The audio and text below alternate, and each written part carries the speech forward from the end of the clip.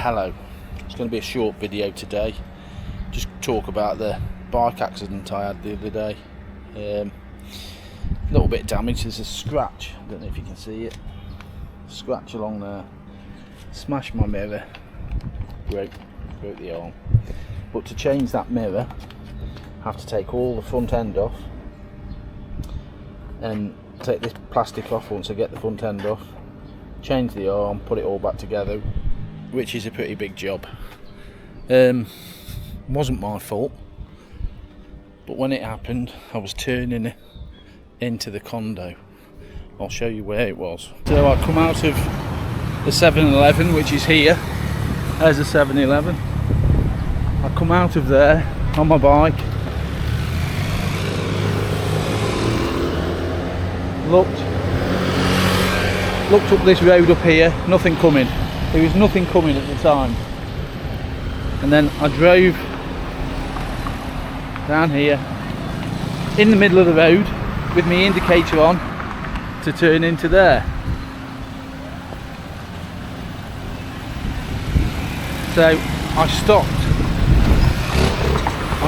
there in the middle of the road with my indicator on to turn up there.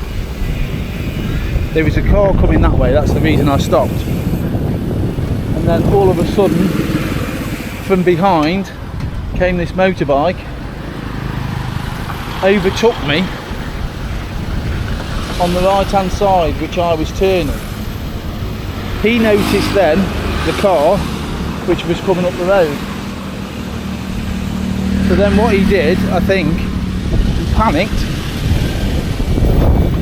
he panicked, swerved into my bike.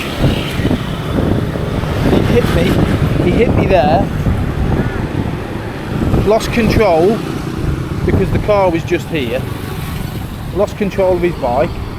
He went flying up in the air and ended up on the floor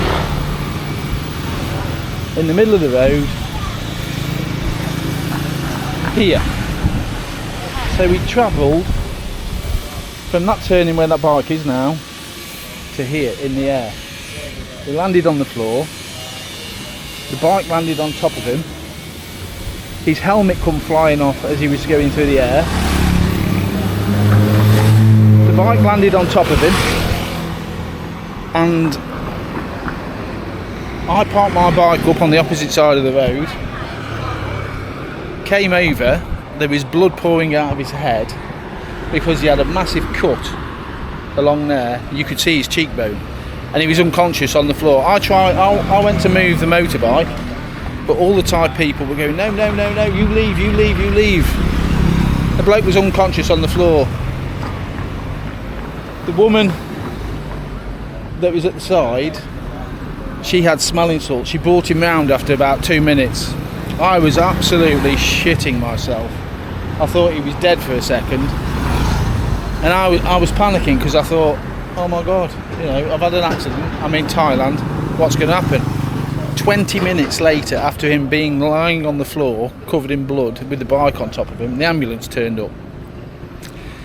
They got him onto a stretcher. He actually stood up, got onto the stretcher, and then they put him in the ambulance. Then a vehicle come from the police to take his bike away. They told me to follow them to the police station, so I followed them to the police station, which is must have took 15 minutes to get to the police station. I then had to make a report, like a statement. The lady who was with me helped me because she spoke Thai, I didn't. I signed it. I had to pay 20 baht, which it's nothing, it's pence. But then I had to pay 1,500 baht to have my motorbike checked over. and they'd let me drive it from the accident for 15 minutes to the police station. So I paid the 1,500 baht to have it checked over, and then they let me go. Anyway, we found out the next day that the man had come out of hospital, had stitches, had to pay 8,000 baht for the hospital fees. It was his fault. Even the ambulance driver said that they could smell alcohol on him. Nothing happened though, and at the end of the day, as long as he was alright, that's all I care about. So I'll catch you later. So now I've just come for a drink at the bar right outside where the accident happened. But I've got to say, this road here is a very fast road. It's a straight road for about a mile, and they do come flying down here sometimes.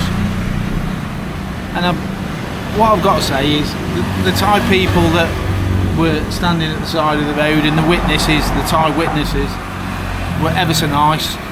I cannot fault them, and really I can't fault the bloke who had the accident, because I got in touch, spoke, you know, he was alright, no problem, no blame, nothing.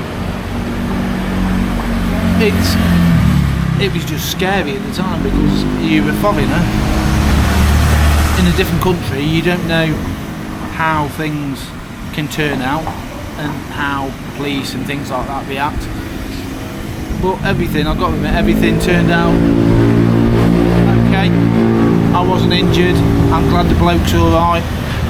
You know, yes, I've got repair bill on me motorbike to pay for, which I can't claim against him. He hasn't got much money. You know, he's an oldish bloke. He was probably my age actually. You know, you could tell that he hasn't got much money. So I'm not going to claim on him.